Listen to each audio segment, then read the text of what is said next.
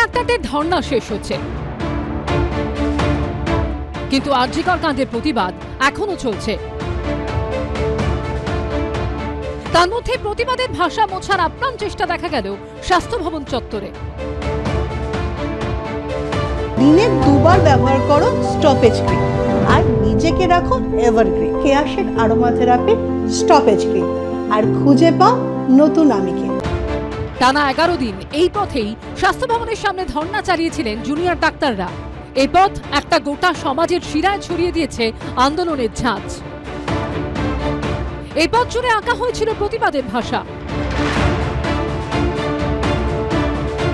শুক্রবার জুনিয়র ডাক্তারদের সেই ধর্ণা অবস্থান উঠতেই রাতারাতি শুরু হয়ে গেল প্রতিবাদের ভাষা ঢাকতে তার উপর রঙের পোঁছ লাগানোর কাজ। অন্যায় মুছতে চেয়ে জুনিয়র ডাক্তাররা যে স্লোগান দিয়েছিলেন তা মুছতে অতি সক্রিয় হয়ে উঠল প্রশাসন।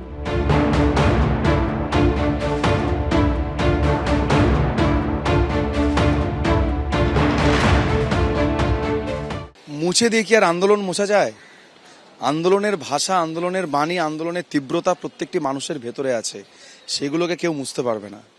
এই যে দেখছেন যেগুলো মুছে দিচ্ছে সেগুলো হচ্ছে প্রতীকী মোছা। কারণ আমরা জানি আমরা মানুষের মধ্যে যে প্রতিবাদের আগুন, বিদ্রোহের আগুন, আন্দোলনের আগুন জ্বালাতে পেরেছি বা যে ভাষা লিখতে পেরেছি, সেই ভাষা কোনো আলকাতরা বা কোনো কিছুতেই মোছা যাবে না। এটা ঠিক যে দেওয়াল মুছে দিতে পারে, কিন্তু মানুষের হৃদয়ে যেভাবে এই আন্দোলন জায়গা করেছে এবং মানুষ যেভাবে আকুণ্ঠ সমর্থন জানিয়েছে এই আন্দোলনকে, তাদের হৃদয়ে উই ওয়ান্ট জাস্টিস লেখা হয়ে গেছে। সেটা রাজ্য প্রশাসন যতই চেষ্টা করে মুছতে পারবে না। যে 12 ঘন্টা কাটতে না কাটতেই গোটা এই চত্বরে যা যা প্রতিবাদের ভাষা ছিল কার্যত সব মুছে ফেলার চেষ্টা হচ্ছে। বিভিন্ন জায়গায় দেওয়ালে আমরা দেখতে পাচ্ছি যে নীল রঙের প্রলেপ পড়েছে। রাস্তায় যেখানে যেখানে লেখা ছিল সেখানে কালো রং চাপিয়ে দেওয়া হচ্ছে, অর্থাৎ কোথাও প্রতিবাদের কোনো ভাষা থাকবে না। কে করেছে এখন সেটা রাজ্য সরকার যদি করে থাকে, রাজ্য সরকার হয়তো মানুষকে দেখতে দিতে চায় না প্রতিবাদের ভাষা যেন গোটা বছর না থাকে, সেই জন্য মুছে দিয়েছে। কিন্তু মানুষের মন থেকে মুছবে কি করে? মানুষের মনের মধ্যে তো প্রতিবাদের ভাষা এই সরকারের বিরুদ্ধে। এনকেডিএ জায়গাটা হচ্ছে প্রচুর বাইরের মানুষ আসেন, এবং আমি মেয়র হিসেবেও বারবার করে অ্যাপিল করেছি, আমি আমার নিজের ইলেকশনে দেওয়াল লেখাই না। যে দেওয়াল লেখাটা হচ্ছে দেওয়ালটা নোংরা হয়ে যায়। আমরা দেওয়ালগুলো যাতে সুন্দর থাকে, যাতে রং ঠিক থাকে, সেটা দেওয়া।